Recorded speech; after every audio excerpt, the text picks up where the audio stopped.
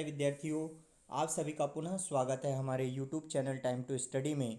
और आज हम पढ़ने जा रहे हैं हिंदी लोक भारती कक्षा 10वीं के दूसरी इकाई की दूसरी कहानी।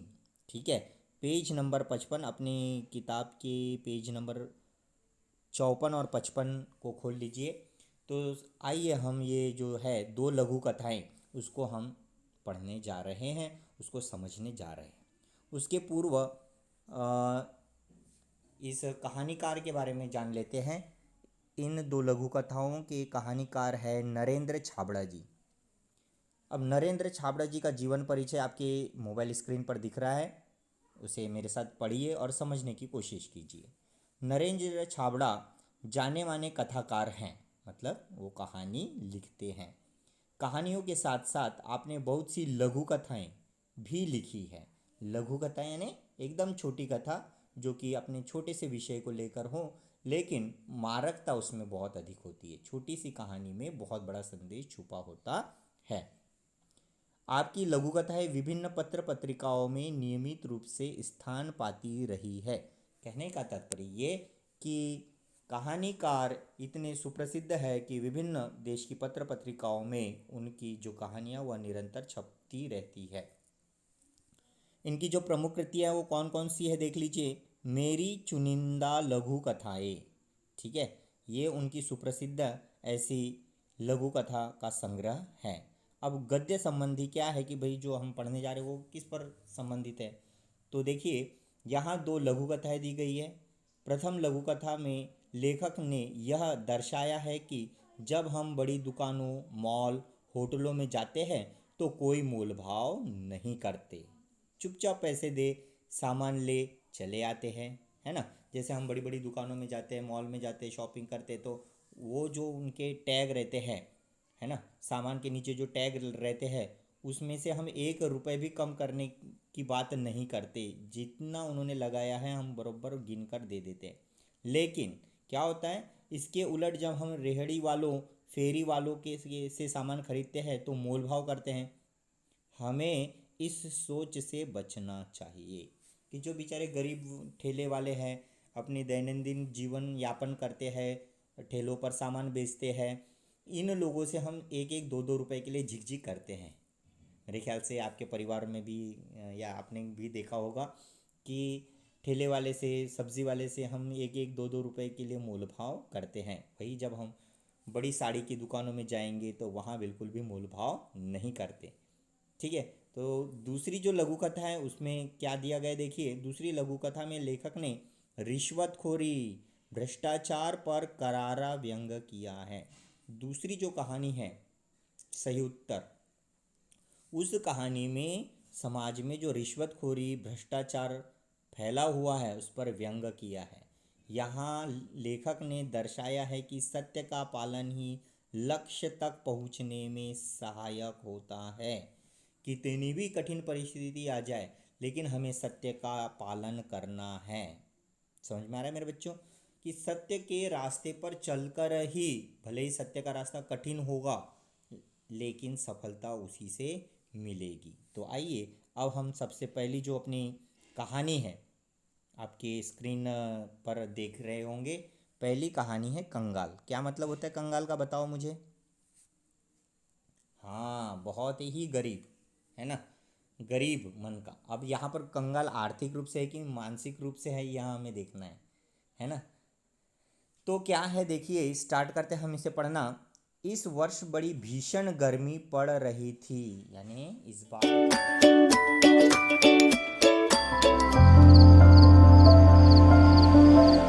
बड़ी भयानक गर्मी थी। भीषण यानी बहुत ज़्यादा। ठीक है, तो गर्मी के दिनों में जब लेखक हैरान परेशान हो गया तो क्या हुआ, दिन तो अंगारे से तपे रहते ही थे, यानी दिन जो है वह अंगार यानी आग जैसी बरसती है, शोले उसके जैसे तपे रहते ही थे। रातों में भी लू और उमस से चैन नहीं मिलता था। दिन तो दिन, रात को भी लू और गर्म जो हवाएं वह चलती थी, उमस भरती थी, मतलब गरम गरम जो हवाएं हैं वह उबाल जो मारता था, उसे कारण लेखक और जो उनका परिवार है वो काफ़ी परेशान हो गया। अब क्या हुआ देखिए, सोचा इस जिलजिले और घुटन भरे मौसम से राहत पाने के लिए कुछ दिन पहाड़ों पर बिता आए।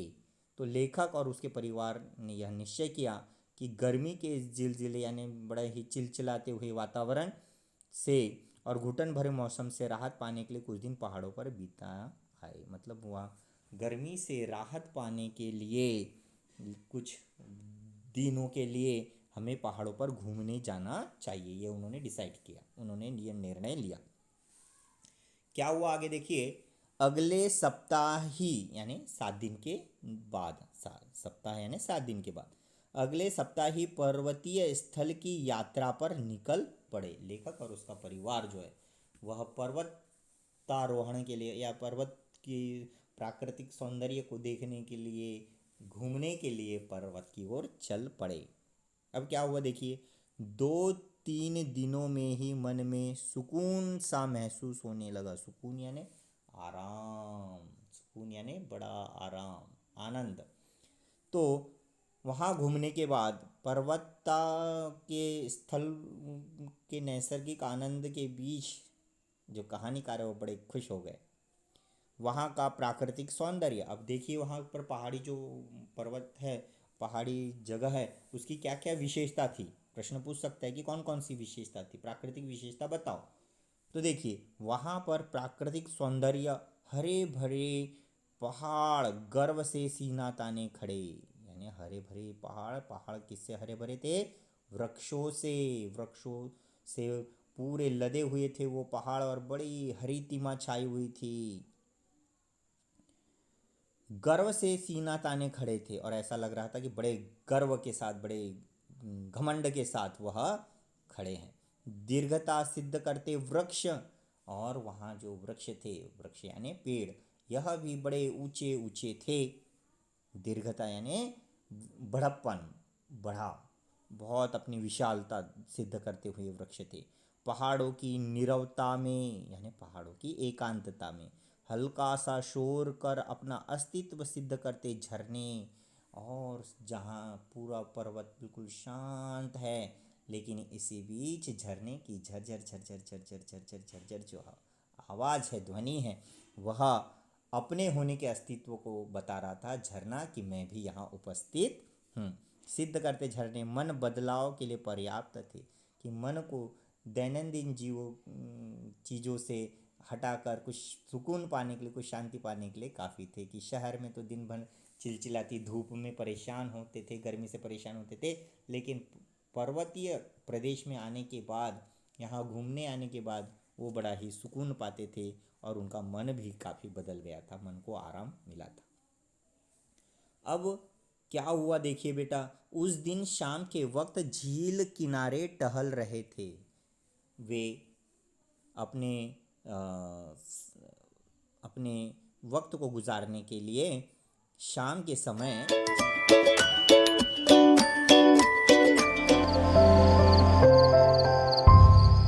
झील के किनारे टहल रहे थे यानी घूम रहे थे। झील यानी झरने का जहाँ पानी जमा होता है, पानी जहाँ जमा होता है वह। एक भुट्टे वाला आया और बोला, एक भुट्टा वाला वहाँ बेचने के लिए बैठा हुआ था और वह आया और बोला लेखक से, साहब भुट्टा लेंगे, गरम गरम भून कर मसाला लगाकर दूंगा। उसने बड़े प्रार्थना भरे शब्दों में कहा कि मस्त गर्मा गर्म, उसमें मस्त नींबू मसाला मिर्च वगैरह सब डाल के बढ़िया, बहुत ही ज़बरदस्त ऐसा बनाकर आपको दूंगा।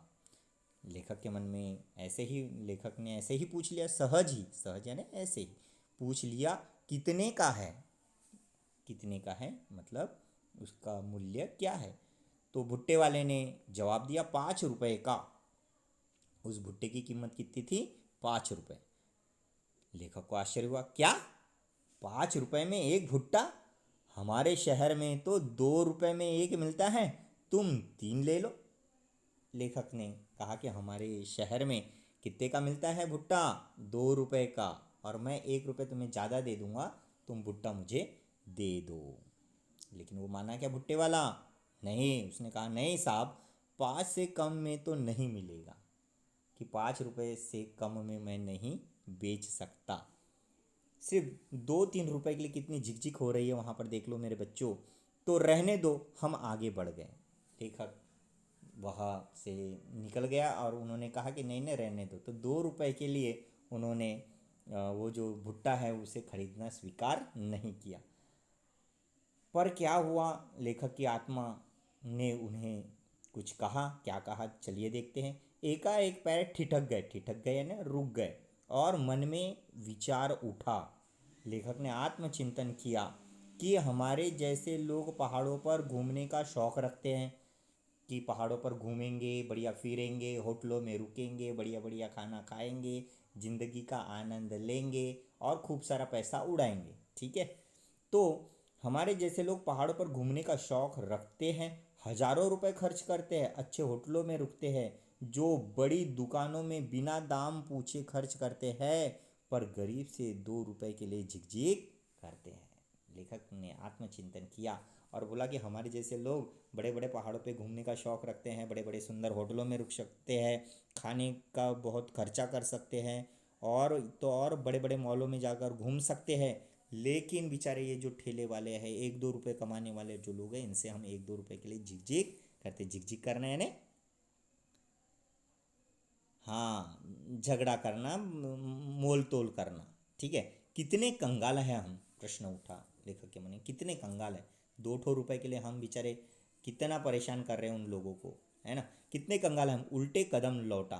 लेखक ने अपना निर्णय बदला।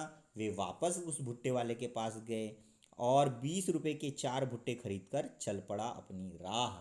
और लेखक ने अपने मन की बात सुनी। वे वापस गए और उन भुट्टे वालों से भुट्टे खरीदे और चले। अब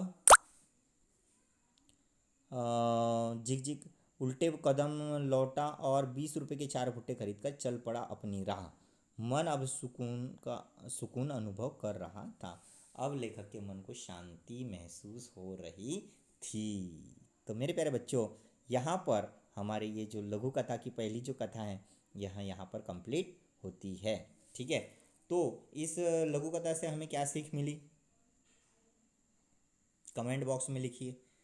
आप इस लघु कथा से क्या सीखे, ये कमेंट बॉक्स पे लिखिए। तो आज के लिए इतना ही रखते हैं। धन्यवाद। बने रहिए हमारे YouTube channel Time to Study में। और कोई भी प्रश्न रहा तो निसंकोच आप मुझसे पूछ सकते हैं। ठीक है, धन्यवाद।